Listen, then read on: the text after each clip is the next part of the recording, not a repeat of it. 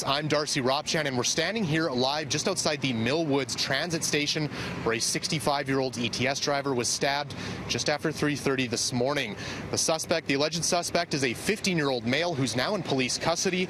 The driver was rushed to hospital with serious but non-life-threatening injuries. Now, transit union heads tell me that violence like this is a systemic problem. Last night's stabbing at Millwoods Transit Center was a shocking instance of brutal violence. Just as concerning, violence towards transit operators isn't new, and the numbers keep getting worse. And as of the end of August of this year, we've already had 50 assaults on our operators. The transit union's president claims an operator is assaulted every day.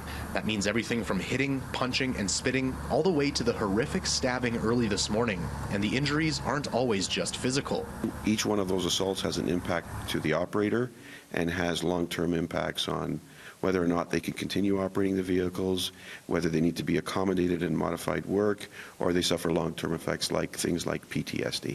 Most buses and transit centers in the city are covered with security cameras, but Danino says there needs to be more done. For starters, he wants to see more shielding surrounding the driver, more training for how to de-escalate violent situations, and perhaps most important, a constant peace officer presence at transit centers. Require is more peace officers and transit enforcement officers that are visible and that could act as a deterrent against these crimes.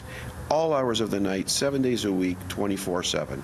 And we're seeing a deficiency in that. For his part, Mayor Don Iveson responded to the incident today, saying the city would cooperate with the investigation and are open to working with the transit union to increase driver and passenger safety. He adds that he still regularly uses ETS and has confidence in the system. I'm confident that overall the system is safe, notwithstanding these incidents which remain the exception. But I also acknowledge that the public has real questions about their safety on the system that we need to be able to address. Now, Mark Tedderington with the local Amalgamated Transit Union says that he spoke with the driver earlier today, and he noted that he was released from hospital earlier today. Reporting live from Millwoods Transit Station, Darcy Ropchan, City News.